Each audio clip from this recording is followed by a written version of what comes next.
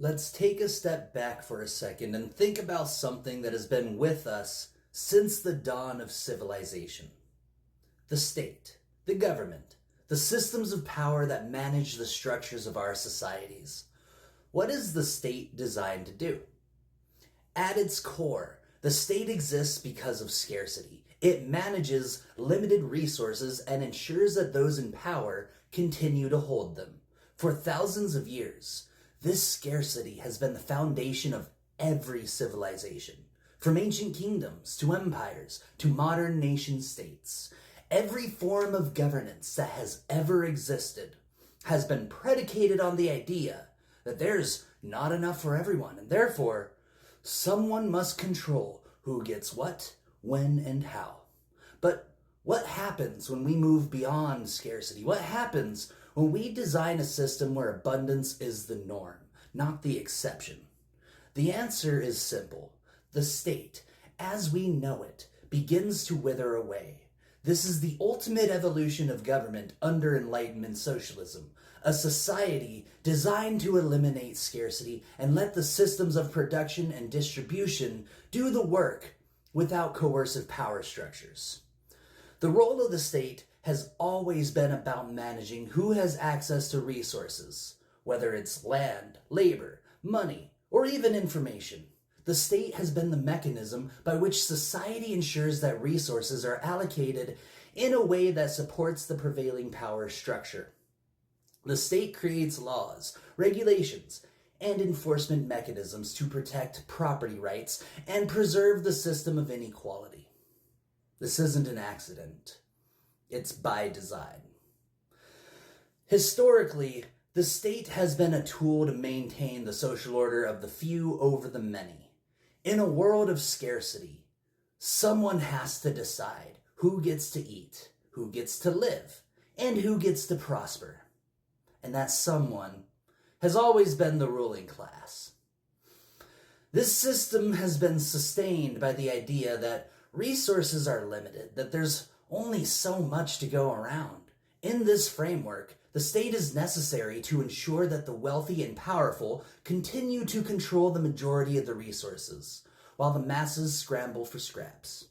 But what if we could eliminate that scarcity? What if resources were abundant and the need for coercive power structures was no longer necessary? Enlightenment socialism isn't just about redistribution of wealth. It's about redesigning the entire system so that scarcity no longer dictates the terms of society. Under a system of Enlightenment socialism, we look to the future, specifically the potential of post-scarcity economics. Post-scarcity isn't a pipe dream, it's a logistical necessity. With the development of technologies like automation and space resource extraction, we are beginning to enter a new phase of human existence where we can guarantee abundance for all. This is no longer about controlling resources. It's about removing the artificial limitations that have been placed on us for so long. Now, think about what this means for governance. If a system of abundance can be engineered, the role of the state, managing scarcity, becomes irrelevant. The state doesn't disappear overnight, but its role shifts dramatically. In this new system, governance is decentralized, and power doesn't need to be hoarded by a few people or institutions. The state is no longer required to control, manipulate, or allocate resources because there's enough for everyone. This is the withering of the state. Possewood. The purpose of a system is what it does, helps us understand this process in the context of Enlightenment socialism.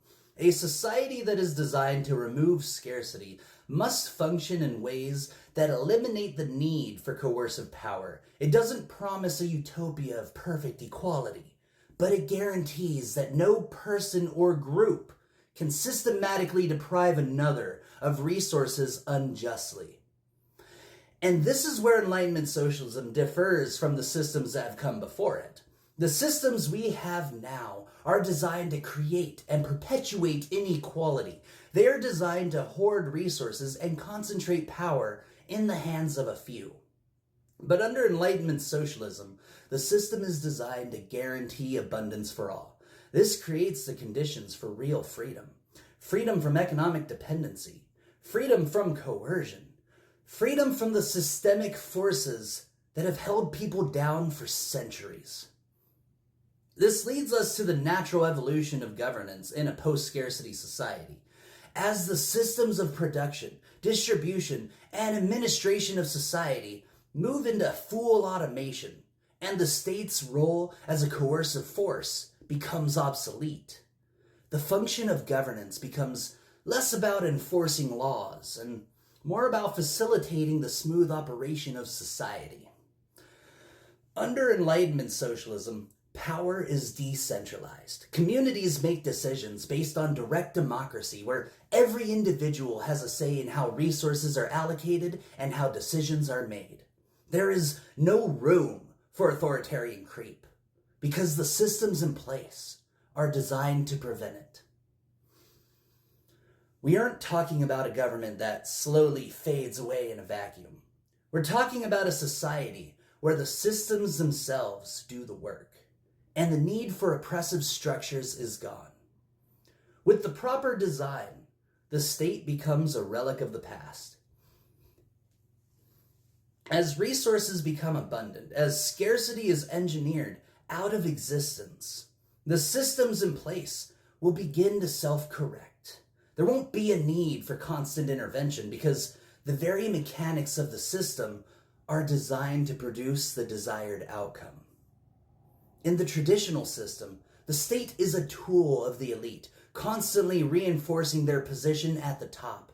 But in a system built on Enlightenment principles, the state is a facilitator of justice, liberty, and equality. And as such, it naturally dissolves as it serves its function. We'll see a transition from a world where a few control everything to one where resources and power are distributed fairly and freely. This is a world where the state, having served its purpose, withers away on its own. So let's recap. The state, in all its forms, has always been about managing scarcity. It's been about keeping the powerful in control, ensuring that the masses don't have access to what they need to thrive. But Enlightenment Socialism provides us with a new vision, a vision where scarcity is abolished, and the systems of governance function to guarantee abundance and freedom for all. As the systems evolve, as automation and resource abundance become the norm, the need for a coercive state fades away. The people themselves, free from economic dependence, can govern themselves in a decentralized way.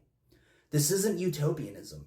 It's the natural evolution of the systems we've built over centuries. A world where governance exists not to control, but to facilitate human flourishing.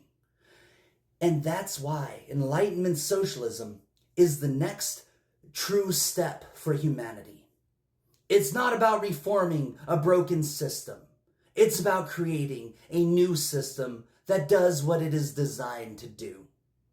Guarantee freedom, justice, and equality for all.